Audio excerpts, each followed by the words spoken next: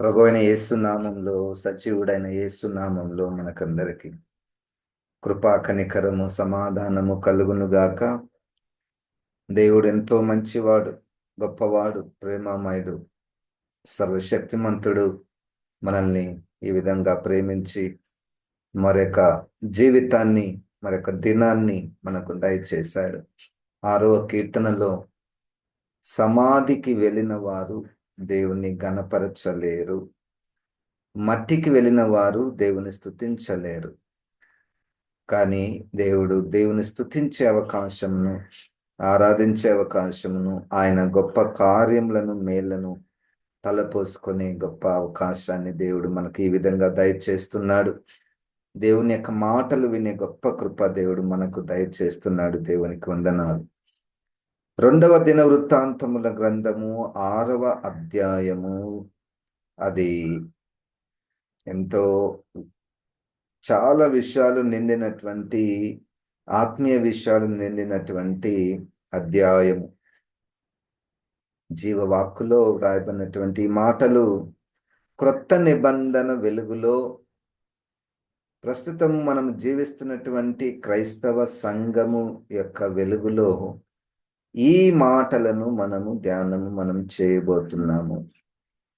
అనేక విషయాలు మరియు సమయము కూడా దృష్టిలో పెట్టుకొని అన్ని విషయాలు మనము ధ్యానం చేయలేము. కానీ పరిశుద్ధాత్మ దేవుడు ప్రేరేపించిన రీతిగా దేవుని మాటలను మనము విందాము. మొత్తానికి ఇది ఒక ప్రార్థన. దేవుని ద్వారా అభిషేకించబడిన రాజైనటువంటి సొలొమోను గారు బలిపీఠము దగ్గర నిలవబడి మోకాళ్ళుని చేతులెత్తి దేవుణ్ణి స్తుతిస్తూ ప్రార్థన చేసినటువంటి విషయాలు మనము ఈ యొక్క 6వ అధ్యాయములో మనం చూస్తాము.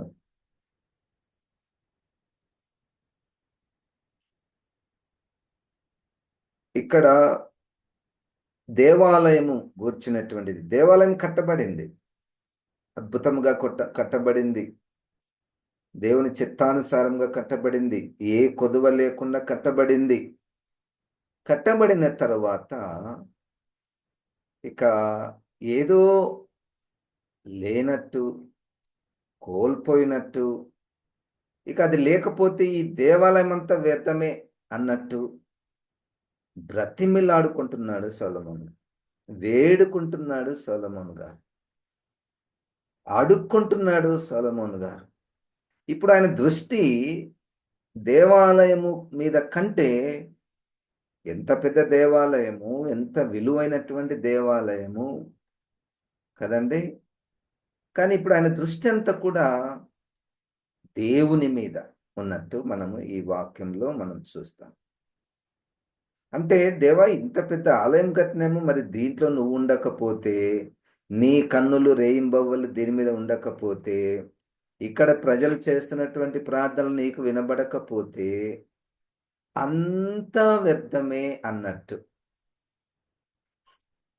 ఇంకొక మాట, ఈ యొక్క దేవాలయం ఎందుకు, ఈ యొక్క గుడి ఎందుకు, మందిరం ఎందుకు అంటే, నీ నామ ఘనత కొరకు కట్టబడిన దేవాలయము.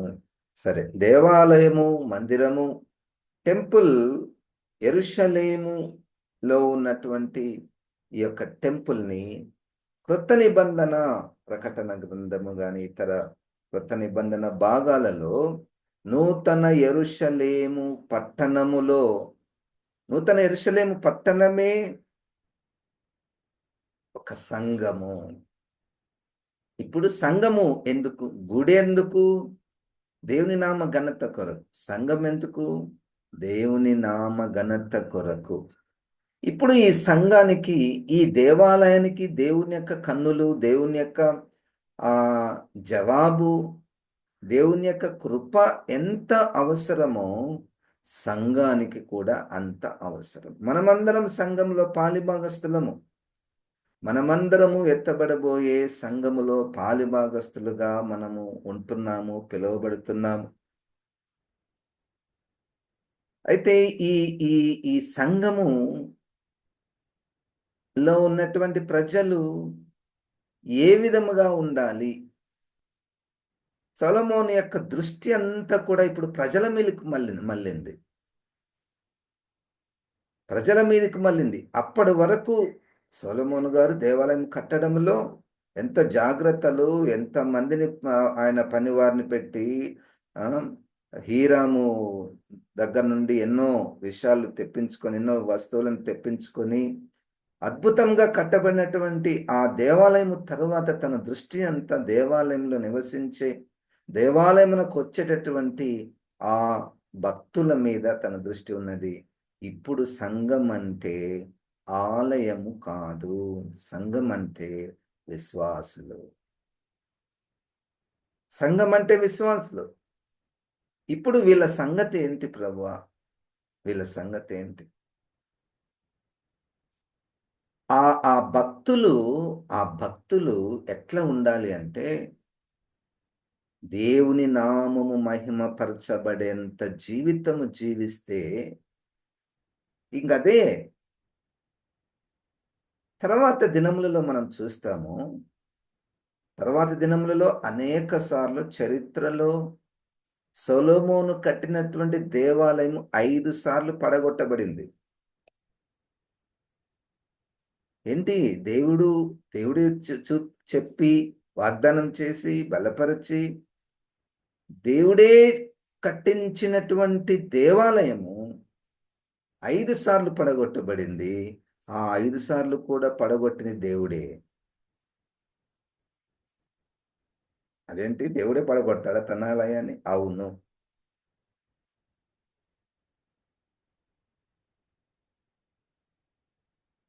ఇప్పుడు క్రొత్త నిబంధనలో సంఘము,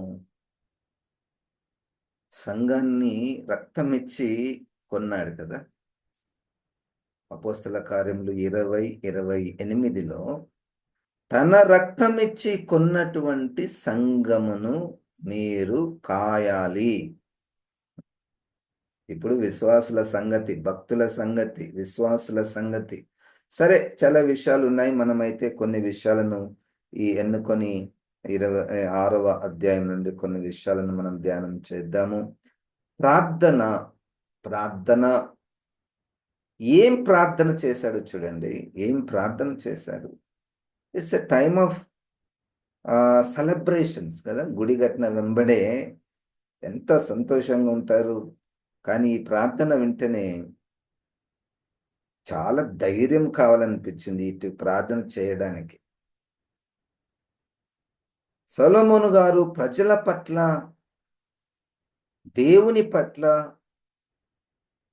ఒక మంచి ఉన్నతమైనటువంటి తలంపులను కలిగి ఆయన ప్రార్థన చేస్తున్నాడు. దేవుని పట్ల ఆయనకున్నటువంటి తలంపు ఏంటంటే, ప్రభువా, ఈ దేవాలయము, యెరూషలేము పట్టణం, నేను రాజు, ప్రజలు, పాటలు పాడేవారు, వాయిద్యాలు వాయించేవారు ఏమున్నా నీ నామ ఘనత కొరకు, నీ నామం మహిమపరచబడాలి. అంటే అర్థం ఏంటి? నీ నామం ని నిన్ను గూర్చి అందరూ చెప్పుకోవాలి. నిన్ను గూర్చి చెప్పుకోవాలి. హల్లెలూయా! ఈ దేవాలయం మీద సొలొమోను కట్టిన దేవాలయం అని వద్దు. అది కాదు. దేవుని గూర్చి మహిమపరచబడాలి. మరి ప్రజలెట్లుండాలి? చూడండి 23వ వచనం నుండి. నీవు ఆకాశమందు విని నీ దాసులకు న్యాయము తీర్చి, హాని చేసిన వాని తల మీదకి శిక్ష రప్పించి, నీతిపరుని నీతి చొప్పున వానికిచ్చి, వాని నీతిని నిర్ధారణ చేయుము.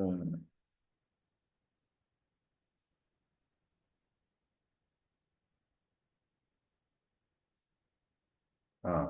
22 ఎవడైనను తన పొరుగువాని ఎడల తప్పు చేసినప్పుడు అతని చేత ప్రమాణము చేయించుటకై అతని మీద ఒట్టు పెట్టబడి, ఆ ఒట్టు ఈ మందిరము అందుండు నీ బలిపీఠము ఎదుటికి వచ్చినప్పుడు, నీవు ఆకాశమందు విని నీ దాసులకు న్యాయం తీర్చి, హాని చేసిన వాని తల మీదికి శిక్ష రప్పించి, నీతి పని నీతి చొప్పున వానికిచ్చి, వాని నీతిని నిర్ధారణ చేయుము.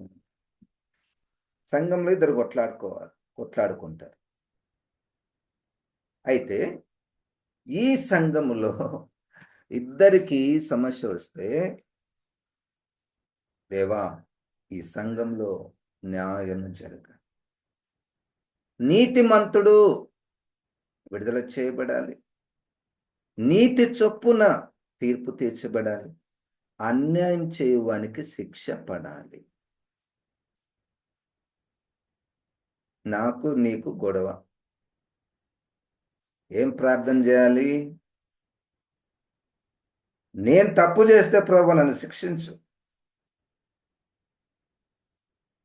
నేను తప్పు చేయకపోతే నీతి చొప్పున నాకు తీర్పు తీర్చు. ఇదిగో వాళ్ళిద్దరూ, ఆ గుంపులు, ఆ కుటుంబాలు, లేకపోతే ఆ ఇద్దరు వ్యక్తులు కొట్లాడుకుంటున్నారు మా సంఘంలో. తప్పు చేసిన వానికి శిక్ష, తప్పు చేయని వారికి ప్రతిఫలం దయచేయము ప్రభువా. ప్రార్థన.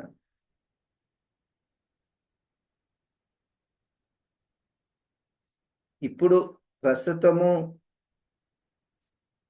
బాగా కంఫర్టబుల్ సఫిస్టికేటెడ్ ప్రేయర్ ఎట్లుంటుందంటే, ప్రభా మా సంఘంలో ఈ ఐక్యతను దయచే ప్రభా. ప్రభా మా సంఘంలో ఎవరు కూడా కొట్టాడుకోకూడదు ప్రభువా. చాలా సఫిస్టికేటెడ్ ప్రేయర్స్ మనం చేస్తాం కదా. కానీ ఇక్కడ చాలా ధైర్యంతో కూడినటువంటి ప్రార్థన. దేవా వాళ్ళు తప్పు చేసింది కానీ క్షమించు ప్రభా. వెంటనే క్షమాపణ లాస్ట్ది. క్షమాపణకు ముందు దేవుని వైపుకు తిరుగుట, దేవుని వైపుకు తిరుగుటకు ముందు పశ్చాత్తాపపడుట, పశ్చాత్తాపపడక మునుపు దేవుని శిక్ష, దేవుని శిక్షకు మునుపు పాపం. ఇది సీక్వెన్స్ ఉంది. మనం ఈ సీక్వెన్స్ అంతా తీసేసి లాస్ట్లో ప్రభువా వాళ్ళు తప్పు చేస్తున్నారు కానీ క్షమించు ప్రభువా. కాదు, వాళ్ళు తప్పు చేస్తున్నారు కాబట్టి శిక్షించు ప్రభువా.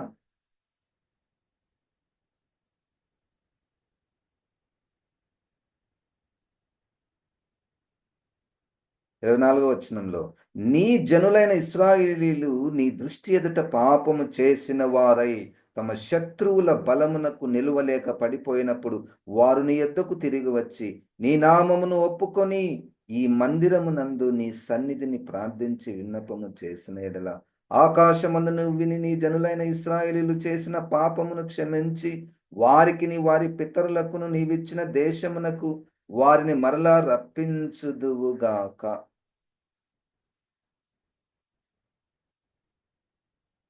నీ జనులు పాపము చేసిన ఎడల, పాపం చేస్తే ఏం చేయాలి ప్రభు అంటే శత్రువులకు అప్పగించబడాలి.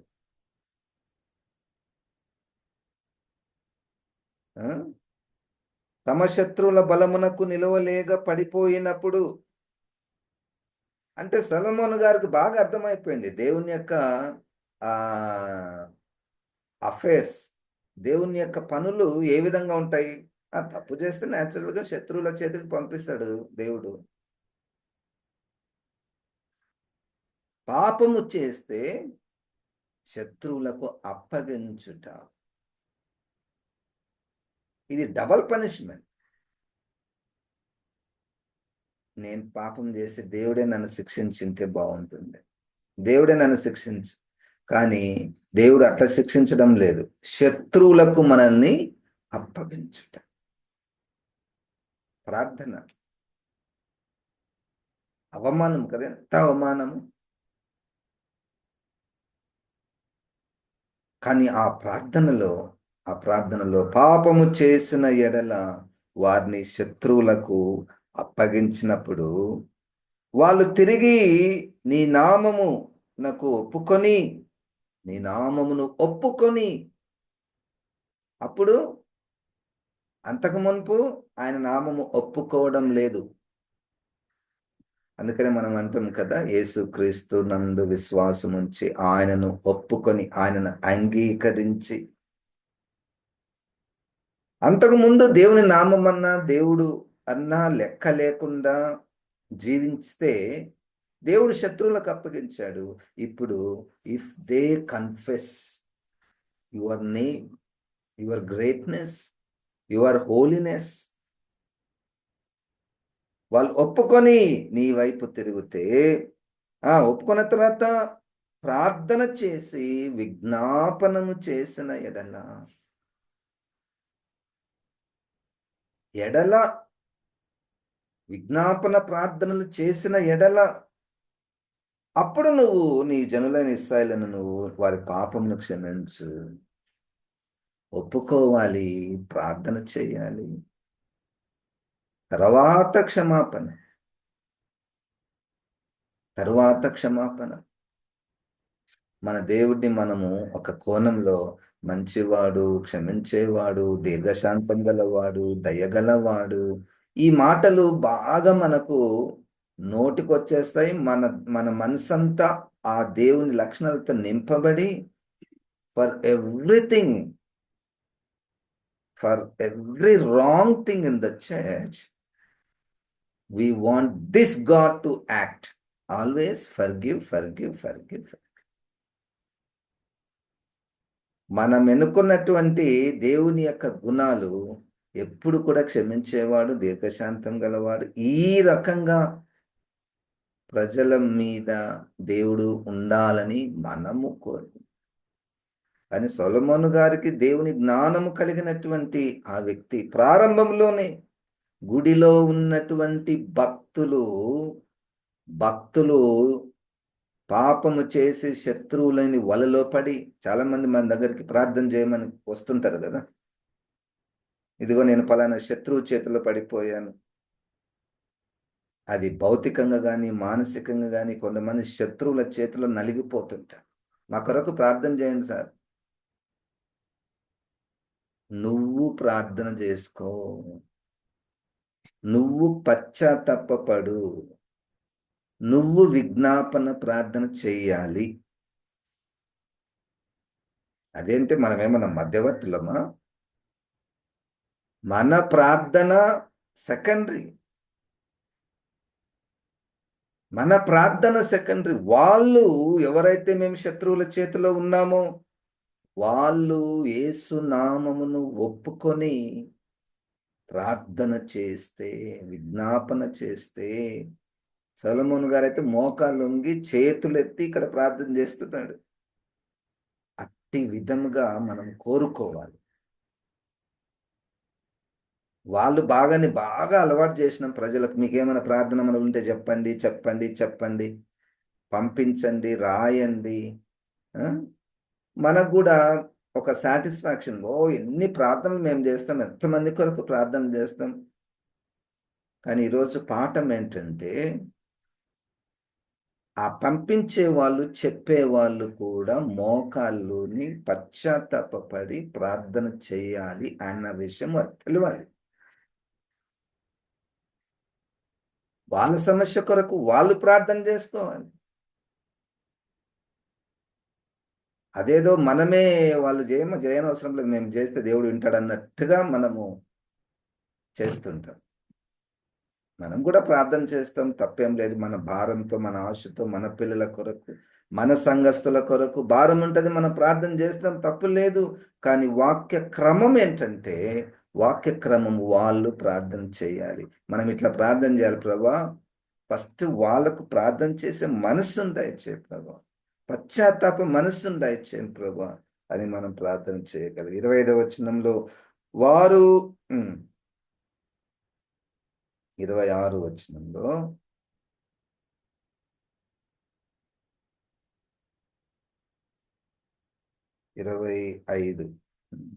ఆకాశమందు నువ్వు విని నీ జనులైన ఇశ్రాయేలు చేసిన పాపమును క్షమించి వారికి వారి పితరులకు ఇచ్చిన దేశమునకు వారిని మరలా రప్పించుదుగాక. 26 వారు నీ దృష్టి ఎదుట పాపము చేసినందున ఆకాశము మూయబడి వాన కురియకున్నప్పుడు వారు ఈ స్థలము తట్టు తిరిగి ప్రార్థన చేసి నీ నామమును ఒప్పుకొని నీవు వారిని శ్రమ పెట్టినప్పుడు వారు తమ పాపములను విడిచిపెట్టి తిరిగిన ఎడల ఆకాశమందున నీవు ఆలకించి నీ సేవకులను, నీ జనులకు ఇశ్రాయేలులు చేసిన పాపమును క్షమించి వారు నడవవలసిన మార్గము వారికి బోధించి నీవు నీ జనులకు స్వాస్థ్యంగా ఇచ్చిన ఈ దేశమునకు వాన దయచేయుదువుగాక. తిండి రావాలంటే వ్యవసాయం,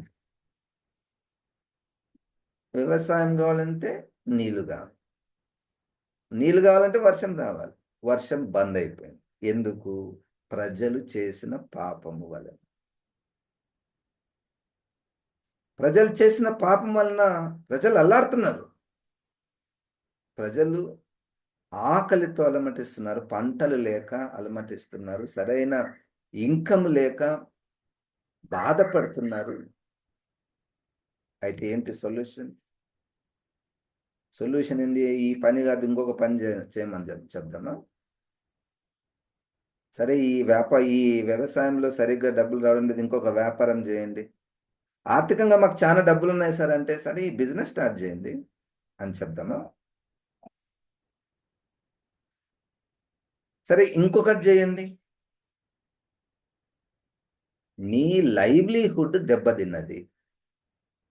సో వాట్స్ ద సొల్యూషన్? ఏంటి పరిష్కారం? ఏంటి ఇక్కడ? వాక్యానుసారమైనటువంటి పరిష్కారం ఏంటంటే, చూడండి, మొయ్యబడి వారు ఈ స్థలము తట్టు తిరిగి ప్రార్థన చేసి నీ నామమును ఒప్పుకొని వారిని శ్రమ పెట్టినప్పుడు వారు తమ పాపములను విడిచిపెట్టి తిరిగిన ఎడల ఆకాశమందు నీవు ఆలకించి నీ సేవకులు నీ జనులకు ఇశ్రాయేలు చేసిన పాపమును క్షమించి వారు నడవవలసిన మంచి మార్గం వారికి బోధించి వాళ్ళ పాపాన్ని విడిచిపెట్టాలి. అయ్యా మేము ఇంకొకసారి పాపం చేయము, వారు విడిచిపెట్టి ప్రార్థన చేసి, ప్రార్థన చేసిన తర్వాత ప్రభా మళ్ళీ వాళ్ళకి బోధించు ప్రభా, ఇంకొకసారి చేయకుండా వాళ్ళకి బోధించు. ఏంటి కొత్త ఆలయం దగ్గర ఇంత సెలబ్రేషన్స్ టైంలో ఈ ప్రార్థన? చాలా బోల్డ్ ప్రేయర్, ధైర్యంతో కూడుకున్నటువంటి ప్రార్థన.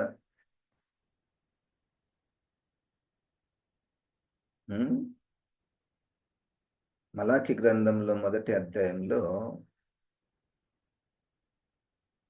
దేవుడు ఒక గుంపును శిక్షిస్తాడు. ఎట్లా శిక్షిస్తాడంటే వాళ్ళు దేని యందు అతిశయపడతారో వాటిని అన్నిటిని పడగొడతాడు. పడగొట్టిన తర్వాత వాళ్ళు దేవుని వైపుకు తిరగక మనము కట్టుకుందము రండి అని ఏదోము వారు అనుకొనిది. దేవుడు మరలా వాటిని పడగొట్టాను. అంటే దేవుడు పడగొట్టిన తర్వాత కూడా వాళ్ళు ఏమనుకుంటారు అంటే it's natural for hour failure కదండి. చాలా మంది న్యాచురల్గా ఫెయిల్ అవుతుంటాము అనుకొని ఇంకొకటి చేద్దాం, అది చేద్దాం, ఇది చేద్దాం. But we have to identify the root cause of our failure. Is it your failure because of your sin, or is it simply a test that you can grow, you can step into another level in your faith? ఎందుకు ఈ livelihood దెబ్బతిన్నది? ఎందుకు నా వ్యాపారం, నా పనులలో నేను సరిగ్గా లేకపోతున్నాను అంటే దేవునిలో ఎదగడానికి దేవుడు ఒక పరీక్ష పెట్టాడు. Are you sure? Then this will certainly lead you to higher levels. Test కాదు కానీ ఎక్కడో పాపంలో పడిపోతున్నాము, దేవుని పక్కన పెట్టి దీని మీదనే మా మనసు అంతా ఉన్నది, ఫెయిల్యూర్ అవుతున్నాము. అయితే ఏంది? పాపమును విడిచిపెట్టు, ప్రార్థన చెయ్యి అని మనంతకు మనం చెప్పుకోవాలి. మన పిల్లలు, మన స్పౌజెస్ కూడా మనము బోధించాలి. Why you are failure? Why do you suffer? పాపమును విడిచిపెట్టావా? పాపమును విడిచిపెట్టావా? 28 నీ దేశమునందు కరువు గాని తెగులు గాని కనబడినప్పుడైనను గాడ్పు దెబ్బ గాని చిత్తపట్టుట గాని తగిలినప్పుడైనను, మిడతలు గాని చెడ పురుగులు గాని దండు దిగినప్పుడైనను, వారి శత్రువులు వారి దేశము పట్టణములలో వారిని ముట్టడి వేసినప్పుడైనను, ఏ బాధ గాని ఏ రోగం గాని వచ్చినప్పుడైనను, ఎవడైనా ఇశ్రాయేలుకు నీ జనులందరూ కలిసి అయినను నొప్పి గాని కష్టము గాని అనుభవించచ్చు ఈ మందిరం తట్టు చేతులు చాపి చేయు విన్నపములన్నయు ప్రార్థనలన్నయు నీ నివాస స్థలమైన ఆకాశం నుండి నీవు ఆలకించి క్షమించి నీవు మా పితరులకు ఇచ్చిన దేశం నందు వారు తమ జీవితకాలం అంతయు నీ యందు భయభక్తులు కలిగి నీ మార్గములలో నడుచున్నట్లుగా వారి హృదయములను ఎరిగి ఉన్న నీవు వారి సకల ప్రవర్తనకు తగినట్టుగా ప్రతిఫలమును దయచేయుదువుగాక. నీవు ఒక్కడవే మానవుల హృదయము నెరిగిన వాడవు కదా. రోగం, శత్రువులు, సరిగ్గా పంటలు పండడం లేదు. అప్పుడు నీ జనులు ఈ దేవాలయం తట్టు చేతులెత్తి చేతులు చాపి ప్రార్థన చేసినప్పుడు క్షమించుము ప్రభువా. అయితే నెక్స్ట్ నుంచి నీ నామము యందు వారు భయభక్తులు కలిగి జీవించాలి. వారి ప్రవర్తనకు తగిన ప్రతిఫలమును దయచేయుదువుగాక. ఇంకా అనేక విషయాలు. ప్రవర్తనకు తగిన ప్రతిఫలము, ఎంత పెద్ద మాట ఇది. ప్రభు, నా పిల్లల ప్రవర్తన ఇట్లా ఉంది, కరెక్ట్గా ప్రతిఫలం దయచేయి ప్రభు అంటే 34 మార్కులు వచ్చినాయి, ఫెయిల్ చేయి ప్రభు అన్నట్టు. నా భర్త లైఫ్ బాగలేదు సార్, శిక్షించు ప్రభు. నా భార్య జీవితం కూడా సరిగ్గా లేదే, శిక్షించు ప్రభు. నా జీవితం కూడా సరిగ్గా లేదు ప్రభు, కొన్ని విషయాలు నాకు శిక్ష కావాలి, నొప్పి కావాలి, నాలో పశ్చాత్తాప మనసు రావాలి, నీ గుడికి రావాలి, మోకాళ్ళు ఉండాలి, ప్రార్థించాలి, పాపమును విడిచిపెట్టాలి, తగిన ప్రతిఫలమును దయచేయి ప్రభువా. ఎంత గొప్ప బలమైన ధైర్యంతో కూడినటువంటి ప్రార్థన. సంఘంలో ఉన్నటువంటి విశ్వాసులమైనటువంటి మనమందరం ఎంత ధైర్యం కలిగి ఉన్నాం. చాలాసార్లు ఈ మాట చెప్పాను, నాకు చాలా నచ్చినటువంటి మాట. ప్రభువా, నా కుమారుడు, ఒక ఆయన చెప్తాడు, వానికి రక్షణ లేదు, వానికి యాక్సిడెంట్ చేసైనా నీ వైపుకు త్రిప్పుకో, కాళ్ళు ఇరగొట్టైనా నీ వైపుకు త్రిప్పుకో. చేయగలమా ప్రార్థన? మనకు వెంటనే ప్రభువా క్షమించు, రక్షించు, క్షమించు, రక్షించు, క్షమించు, రక్షించు. ఈ మధ్యలో శిక్షించు ఉంది, పశ్చాత్తాపం ఉంది, ప్రార్థన ఉన్నది, పాపమును విడిచిపెట్టేవి ఉన్నాయి. లేలే కొత్త నిబంధన అంతా దేవుని కృప, దేవుడు ఏం చేసినా ఏం చేయడు, దేవుడు క్షమించేవాడు, దీర్ఘశాంతములైనటువంటి వాడు అని ఐ డోంట్ ఆ view of God, holistic understanding of God, అన్నీ కలిగినటువంటి వాడు. అది లేదా? అది కూడా ఉంది. కృప ఉంది, క్షమాపణ ఉంది, దయ ఉంది, దీర్ఘశాంతం ఉంది, ఇది కూడా ఉంది. జీవం గల తండ్రి, వాక్యమైన ప్రభా, ఈ మాటలను ప్రభా మా వినికిడిలో దీవించమని యేసు నామమున ప్రార్థిస్తున్నాము తండ్రి, ఆమేన్. ఇప్పుడు మన పరమ తండ్రి అయిన దేవుని యొక్క ప్రేమ, ప్రభువైన యేసు క్రీస్తు యొక్క కృప, పరిశుద్ధాత్మ దేవుని యొక్క సహవాసం మనకందరికి సదాకాలము తోడై ఉండును గాక. ఆమేన్. దేవుడు మనం దీవించును గాక.